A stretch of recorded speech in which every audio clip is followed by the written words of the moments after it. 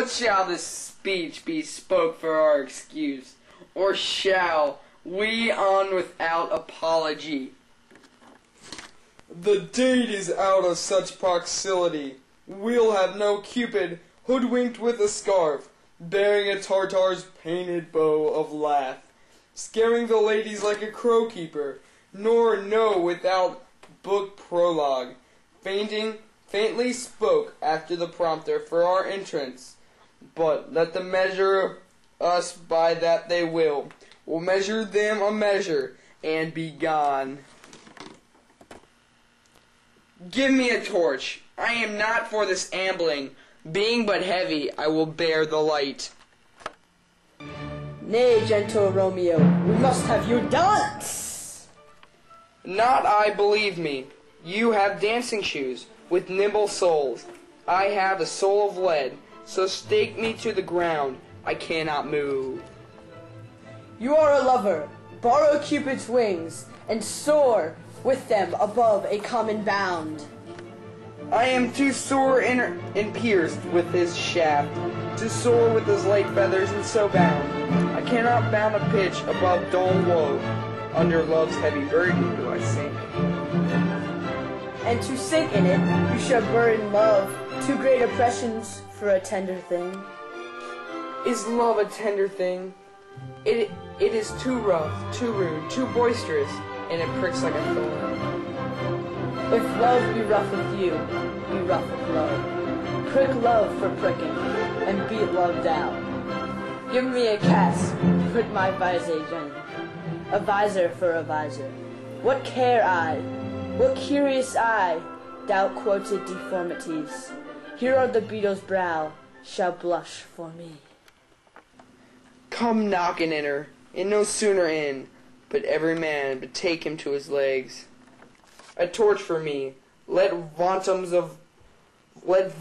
light of heart tickle the senseless rushes with their heels, for I am provered with my grandsire phrase. I'll be a candle holder and look on. The game was ne'er so far, and I'm done. Toots done the mouse, the considered own words. If thou art done, we'll draw thee from thy mere of thou surveillance love, wherein thou sticked up thy ears. We burn daylight. Nay, that is not so. I mean, sir, in delay. We waste our lights in vain, like lamps by day. Take our good meeting, for our judgment sits 5 times their ear once in our 5s. And we mean well in going to this mask, but 'tis no wit. Why may one ask? I dreamt a dream tonight. And so did I. Well, what was yours? That dreamers often lie In bed sleep, while they do. Seeing Queen Mab hath been with you. She is the fairies' midwife, and she comes in shape no bigger than a gated stone, on the forefinger of an idleman, drawn from a team of little atomies. Afterward Med knows this as she lies asleep. Her wagon spokes made of long spinner's legs, the covers of her wings grasshoppers, her trace the smallest spider's web, her collar of the moon shines watery beams, her whip a cricket's bone and a lash of foam, her wagoneer a small gray-coated knot of half as big as a round little worm, pricked from a lazy finger of a maid. Her chariot is an empty hazelnut, made by the junior squirrel of old Grub. Time out of minded fairy's coachmaker, and then this stage she gallops night by night, throughout lovers' brains, and then their dreams of love. A Corio's knees, their dreams on couriers straight, a lawyer's fingers whose straight dreamer of fees, and lady's lips whose straight to kiss dream. Which of angry Mab, whose blisters plagues, because of their breath whose sweetness tainted are? Sometimes she gallops O courier's nose, and then dreams he of smelling out soup.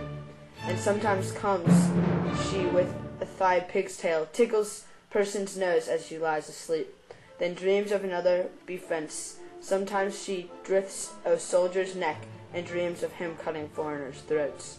A breathes and I bound Spanish blades, of Heath's 5 Heathomus deep, and Eno drums in his ears. at which he starts and wakes, and becomes thus frightened, swears a prayer or two, sleeps again. This is that very Mab, that plats the manes of horses at night, and bakes the elf flocks of foul slaughter's hairs, and once untangled much misfortune bodies. This is the hag, then maids lie on their backs, that presses them and leans them first to bear, making them women of good carrier. This is she. Peace, peace, Mercutio, peace. Thou talk'st of nothing. True, I talk of dreams, which are the children's of an idle brain, begot of nothing in a vast fantasy, which is thin substance of air, and more in consequence of the wind whose, even though the flows bosom of the north, being angered, puffs away from hence, turning his face to a drew doppings. This wind you talk of blows us from ourselves. If supper is done, and we shall come too late. I fear too early, for my mind misgives. Some consequence, yet hanging in the stars, shall bitterly begin his fearful date. With this night revels, and expire the term of a despised life closed in my breast by some vile forfeit of untimely death. But he that hath the steerage of my course, direct my sail, O lusty gentleman. Strike drum! This concludes Act 1, Scene 4 of Romeo and Juliet. I was Romeo and Benvolio, couldn't tell.